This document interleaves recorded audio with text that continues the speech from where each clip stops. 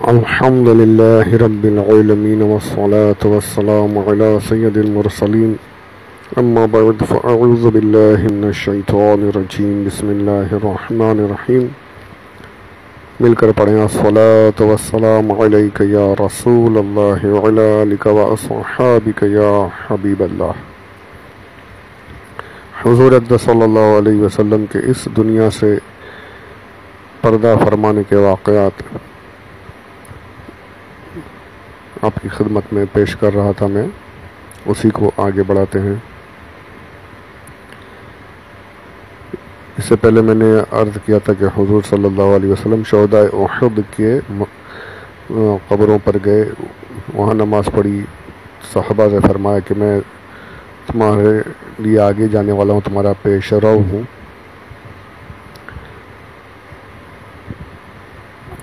تو علامہ فرماتے ہیں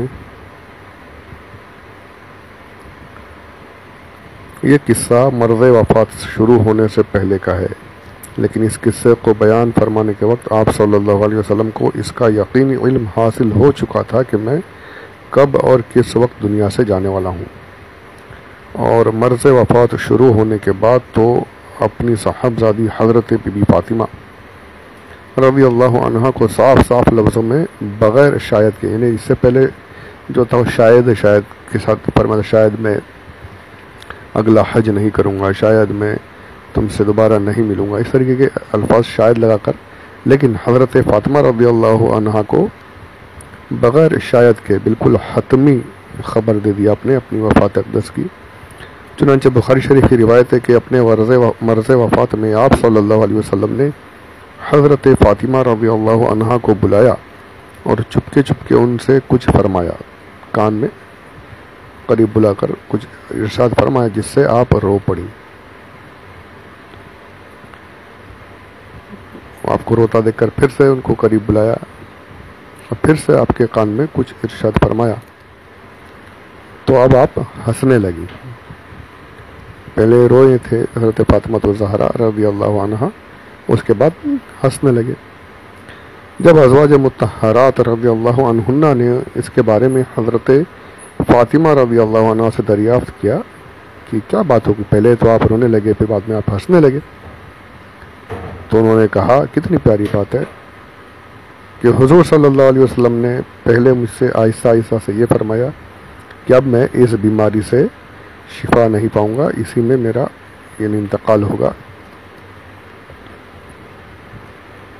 یہ سن کر میں رونے لگی کہ حضور صلی اللہ علیہ وسلم اب مجھ سے جدا ہو جائیں گے، میرے والد ماجد اس دنیا سے پردہ فرما لیں گے، مجھ سے جدا ہو جائیں گے، یہ سن کر میں رونے لگی۔ تو پھر اس کے بعد مجھے قریب بلا کر ارشاد فرمایا، جب میں رو رہی تھی تو ارشاد فرمایا کہ میرے گھر والوں میں سے جو بھی ہیں، میرے گھر والوں میں سے سب سے پہلے وفات پا کر میرے پیچھے تم ہی آؤ گی۔ تو میں ہنس پڑی۔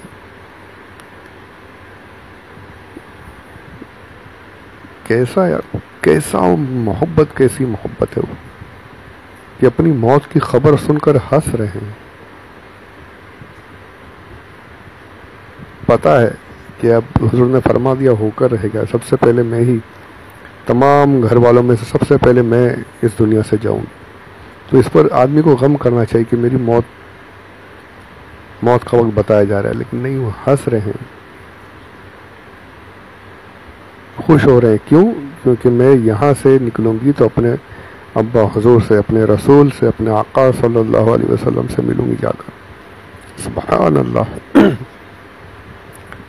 کیسی محبت۔ یہاں پر امام حسن ہے، امام حسین ہے، حضرت علی ہے، سب سے محبت ہے، لیکن سب سے بڑھ کر محبت جو ہے، سب سے بڑھ کر دیوانگی جو ہے اپنے رسول کی ہے، اپنے آقا صلی اللہ علیہ وسلم کی، اپنے والد ماجد کی ہے۔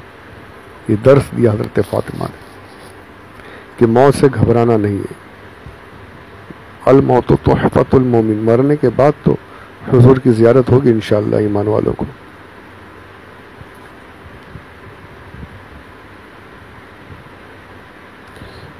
جان تو جاتے ہی جائے گی، قیامت یہ ہے کہ مرنے پہ ٹھہرا ہے نظارہ تیرا۔ موت کے لیے تو ہمیشہ تیار رہنا ہمیں تو پہلے سے ہی سکھایا گیا. اذان و اقامت دونوں ہو چکی ہمارے کانوں میں, صرف جماعت کھڑی ہونے کا وقت باقی ہے. جنازے کی نماز میں اقامت نہیں ہوتی, یہ سب تو پہلے ہو چکا.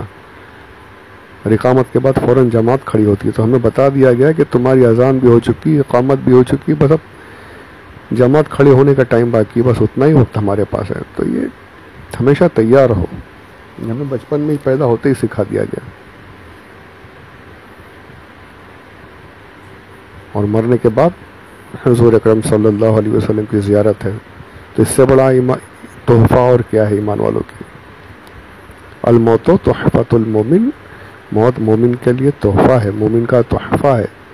حضور کی زیارت ہے انشاءاللہ, دنیا کی ساری پریشانیوں سے چھٹکارا ہے. تو موت کے لیے ہمیشہ تیار رہنا ہے. اب یہاں پر ایک درس اور بھی ہے, تو انشاءاللہ ہمیں اس بات سے سبق حاصل کرنا ہے. ہم ان کا سب کا نام لیتے ہیں, ان کے نام لیوا بنتے ہیں, تو ان سے سیکھنا بھی ہے. یقیناً دنیا میں رہ کر دنیا کے کام کا, دنیا کی تیاری بھی کرنی ہے, دنیا کے لیے بھی اچھی چیزیں بھی رکھنی ہے. کہ دنیا میں فرمایا اوپر والا ہاتھ نیچے والے ہاتھ سے بہتر, یعنی بہتر بننا ہے, نیچے والا بن کر نہیں رہنا ہے. کوشش ضرور کرنی ہے, لیکن اس طریقے سے کرنی ہے کہ جو طریقہ اللہ نے اس کے رسول نے بتایا صلی اللہ علیہ وسلم. تو اللہ ہمیں توفیق عطا فرمائے دنیا میں رہتے ہوئے آخرت کی تیاری کرنے کی, اور آخرت کے لیے تیار رہنے کی توفیق عطا فرمائے. آمین بجاہ نبی صلی اللہ علیہ وسلم. اب دوسری بات جو ایک اور ہے, جو میں نے بیچ میں ایک مرتبہ بتایا تھا علوم خمسہ کے بارے میں. کل کیا ہوگا کوئی نہیں بتا سکتا, ماں کے پیٹ میں کیا ہے کوئی نہیں بتا سکتا, اور بارش کب ہوگی کوئی نہیں بتا سکتا, کون کب مرے گا کہاں مرے گا یہ کوئی نہیں بتا سکتا, قیامت کب آئے گی. اس طرح کی آیت ہے وہاں پہ, لا یعلمها, کہ اللہ کے سوا کوئی نہیں جانتا. تو بے شک وہ آیت حق ہے, اور ہم نے بارہا کہا ہے کہ جہاں جہاں علم غیب کی علم کی نفی ہے, وہ حضور اقدس صلی اللہ علیہ وسلم سے جو نفی ہے, کسی سے بھی جو نفی ہے, وہ ذاتی علم کی نفی ہے. ذاتی طور پہ کوئی کچھ نہیں جانتا, اللہ کے عطا کرنے سے, اللہ کے بتانے سے حضور اکرم صلی اللہ علیہ وسلم کو اللہ نے یہ علوم خمسہ بھی عطا فرمائے ہیں.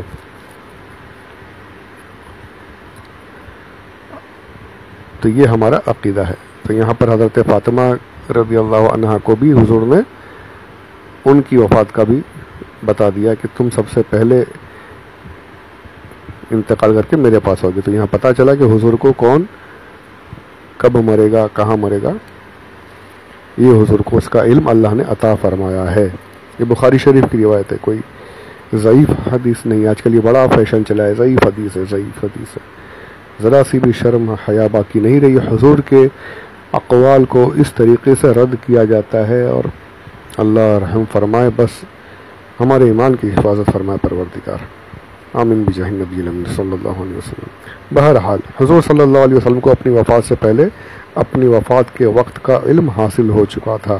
کیوں نہ ہو کہ جب دوسرے لوگوں کی وفات کے اوقات سے حضور کو اللہ عز و جل نے آگاہ فرما دیا تھا, تو اگر خداوند علام الغیوب کے بتا دینے سے حضور کو اپنی وفات کے وقت کا قبل از وقت علم ہو گیا, تو اس میں کون سی برائی, کون سی دوری ہے, استبعاد ہے. اس میں نے ایسا لکھا ہے, استبعاد یعنی کیا پریشانی کی بات ہے, دور, بالکل جائز ہے یہ. اللہ تعالیٰ نے آپ صلی اللہ علیہ وسلم کو علم ما کان و ما یکون عطا فرمایا. جو کچھ ہو چکا ہے اور جو کچھ ہو رہا ہے اور جو کچھ ہونے والا ہے, سب کا علم عطا فرما کر آپ کو دنیا سے اٹھایا. یہ اللہ نے عطا فرمایا, یہ ہمارا عقیدہ ہے. ایک لمیٹڈ پیریڈ کا علم, قیامت تک جو ہونے والا ہے, بلکہ قیامت کے بعد جنت میں جانے والے حالات, یہ سب حضور اکرم صلی اللہ علیہ وسلم کو اللہ نے عطا فرمائے ہیں. لمیٹڈ ہے یہ بھی یاد رکھیے, عطائی بھی ہے اور لمیٹڈ ہے. اور پروردگار کا علم جو ہے ذاتی ہے اور ان لمیٹڈ ہے. حضور اکرم صلی اللہ علیہ وسلم کے علم کو اعلیٰ حضرت نے بڑے پیارے انداز میں بالکل اچھے سے ایسے فرما دیا کہ حضور کا علم جو ہے, حضور اکرم صلی اللہ علیہ وسلم کے علم کے آگے دنیا بھر کے جتنے لوگ ہیں, جتنی مخلوقات ہیں, ان سب کا علم حضور کے علم کے آگے ریگستان کے سامنے ایک ریت کے ذرے کے برابر، یعنی جتنی دنیا کا علم ہے وہ ریت کا ذرہ ہے، اور حضور کا علم ریگستان، یعنی بالکل اس کا ٹھکانہ نہیں، حضور کا علم اتنا بڑا۔ اور حضور کا علم پروردگار عالم عز و جل اللہ تبارک و تعالیٰ کے علم کے آگے حضور کا علم اسی طریقے سے ہے کہ حضور کا علم ایک بالکل لمیٹڈ ہے، اور اللہ تبارک و تعالیٰ کا علم بالکل یعنی اس کی لمٹ ہی نہیں، کیا کچھ اللہ کے علم میں ہے وہ ہم نہیں جانتے، اور اللہ نے حضور کو بھی وہی علم عطا فرمایا ہے جو لمیٹڈ ہے۔ تو یہ فرق دھیان میں رکھنا ہے۔ آج اسی میں بالکل یعنی بہک جاتے ہیں، شیطان کے وسوسے میں آتے ہیں اور کہنے لگتے ہیں کہ شرک ہے، شرک ہے، یہ غیب کا علم کسی کو نہیں، معاذ اللہ رب العالمین۔ تو اللہ صحیح عقیدوں پر قائم رہنے کی توفیق عطا فرمائے، آمین بجاہ النبی الامین صلی اللہ علیہ وسلم۔ اس کے بارے میں اور بڑی مفصل کتابیں ہیں، ان کا مطالعہ کیجئے، کبھی موقع رہا تو ہم اس پر بھی کچھ بات کریں گے۔ ابھی فی الحال آگے بڑھتے ہیں۔ حضور کی علالت کی ابتدا، مرض کی ابتدا کب ہوئی؟ حضور صلی اللہ علیہ وسلم کتنے دنوں تک علیل رہے، اس میں اختلاف ہے۔ یہ اختلاف ہمیشہ بار بار میں نے کہا ہے کہ اختلاف ہے، تو یہ کتابوں میں لکھا ہوا ہے، اور اختلاف کی وجہ میں نے پہلے سے کہا کہ سب کچھ یاد رہتا تھا اور پھر ایک دوسرے سے سن کر آگے بڑھاتے تھے، اس کے بعد لکھنا شروع ہوا، تو یہ آتے آتے کسی نے کچھ سنا، کسی نے کچھ سنا، کہیں سے کچھ، اور اس میں لیکن جانچ پڑتال بہت کرتے تھے۔ محدثین نے جو اس کے پیچھے اپنی زندگیاں صرف کیے، وہ اگر آپ پڑھنا شروع کر دیں تو آپ اپنے دانتوں تلے انگلیاں دبا دیں کہ کیسے ان ہمارے ائمہ و مجتہدین محدثین نے کیسی اپنی زندگیاں اس علم کے پیچھے صرف کی ہیں۔ ان کا احسان ہے، کروڑوں احسان ہے ہمارے اوپر، ہم ان کا حق ادا نہیں کر سکتے۔ کس طریقے سے دن رات ایک کر کے وہ لوگ صحیح حدیث کو، غلط روایت کو، موضوع حدیث کو دور کر دیتے تھے، اور یعنی جو حق ہے اسی کو آگے بڑھاتے تھے۔ تو یہ اختلاف سے کوئی فرق نہیں پڑتا، صرف تاریخوں کا فرق پڑتا ہے کہ یہ تاریخ یا وہ تاریخ، اور کوئی بات نہیں۔ بہرحال 20 یا 22 صفر 11 ہجری کو حضور علیہ السلام جنت البقیع میں، جو عام مسلمانوں کا قبرستان ہے، آدھی رات میں تشریف لے گئے۔ وہاں سے واپس تشریف لائے تو مزاج اقدس ناساز ہو گیا۔ یہ حضرت میمونہ رضی اللہ عنہا کی باری کا دن تھا۔ پیر کے دن آپ صلی اللہ علیہ وسلم کی طبیعت بہت زیادہ علالت شدید ہو گئی۔ آپ کی خواہش پر تمام ازواج مطہرات رضی اللہ عنہن نے اجازت دے دی کہ آپ حضرت بی بی عائشہ کے یہاں قیام فرمائیں، یعنی اب ایسا ہو گیا کہ حضور صاحب فراش یعنی بستر پر آ گئے۔ تو تمام سب کو پتا تھا ازواج مطہرات کو کہ سب سے زیادہ حضور بیویوں کے حساب سے، بیویوں میں سب سے زیادہ حضرت عائشہ کو پسند فرماتے ہیں، ان سے محبت ہے، تو سب نے یہی کہا کہ آپ ان کے حجرے میں آرام فرمائے، وہیں پر رہیں۔ باری وغیرہ کی جو بات تھی وہ اب نہیں، اب آپ وہیں پر آرام فرمائیں۔ تو حضور نے یعنی بالکل حضرت عائشہ صدیقہ کے حجرے میں ہی آپ نے قیام فرما لیا۔ چنانچہ حضرت عباس و حضرت علی رضی اللہ عنہما نے آپ کو سہارا دے کر حضرت عائشہ صدیقہ رضی اللہ عنہا کے حجرے میں پہنچا دیا۔ جب تک طاقت رہی آپ خود مسجد نبوی میں نمازیں پڑھاتے رہے۔ جب کمزوری بہت زیادہ بڑھ گئی تو آپ نے حکم دیا کہ حضرت ابوبکر صدیق رضی اللہ عنہ میرے مصلی پر امامت کریں۔ چنانچہ 17 نمازیں حضرت ابوبکر صدیق رضی اللہ عنہ نے پڑھائیں۔ ایک نقطہ یہاں پر میں بیان کروں، اس کے بعد اس آڈیو کو روکتے ہیں، اس کے بعد آگے پڑھیں گے۔ حضرت عائشہ صدیقہ رضی اللہ عنہ ابوبکر صدیق کی بیٹی تھی۔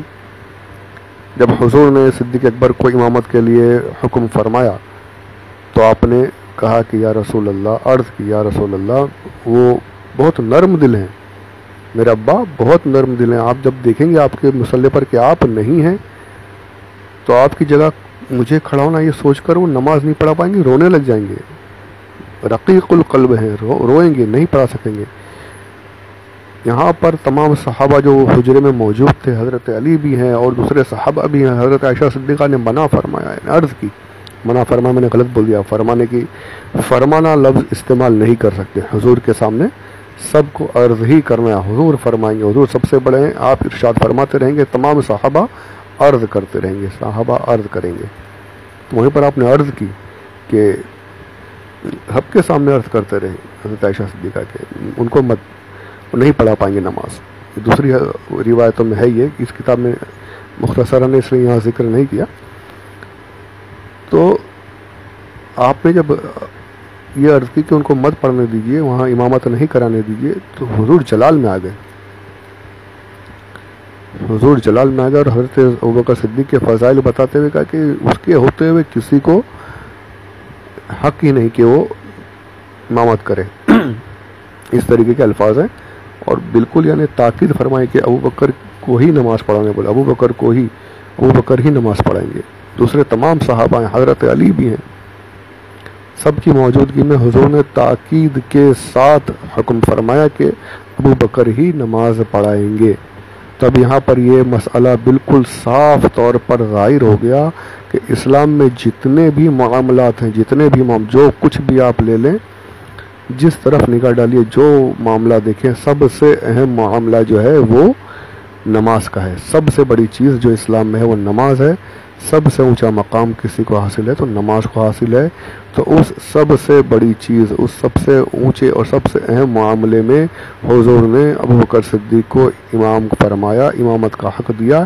تو اس سے ثابت ہوا کہ جب سب سے اہم معاملے میں حضور نے ابوبکر کو آگے کیا تو پتہ چلا کہ خلافت جو اس کے بعد اس سے کم معاملہ ہے، اس سے کم نیچے والی چیز ہے، یعنی نماز سے بڑھ کر تو نہیں ہے خلافت، لیکن جب نماز کے لیے آگے کر دیا گیا، سرکار نے آگے فرمایا، تو پھر خلافت کے لیے ابوبکر صدیق سے بڑھ کر اور کوئی اس وقت میں ہو ہی نہیں سکتا تھا.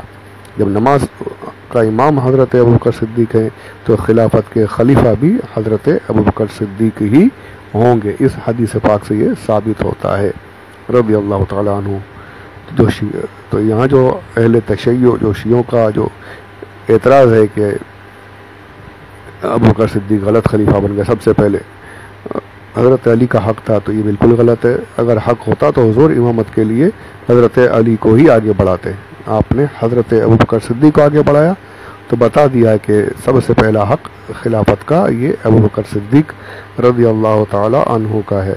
تو یہ ایسے بیکار کے فضول وسوسے جو ہیں، جو اعتراضات کرتے ہیں، ان کی تو باتیں ہی نہیں سننی چاہیے، دور ہونا چاہیے. ہاں علم ہے، اگر آپ کو معلومات ہے تو پھر ان کا دندان شکن جواب دیجیے، نہیں ہے تو ان سے بات ہی مت کیجیے، دور ہو جائیے. اپنے عقیدے کو سلامت رکھیے، اپنے عقیدے کو مضبوط بنائیے، علم حاصل کیجیے.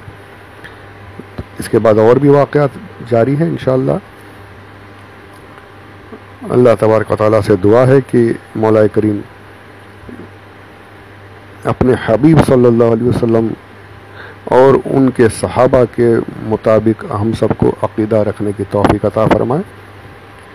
اور ہاں ابھی ہمارے یہاں جو امتحانات چل رہے ہیں گریجویشن والوں کے، تو مولا کریم تمام مسلمان بچوں کو اچھے نمبروں سے کامیابی عطا فرمائے. سب کو مولا کریم دونوں جہان کی کامیابیاں نصیب فرمائے. آمین بجاہ النبی الامین صلی اللہ علیہ وسلم. وما علینا الا البلاغ المبین.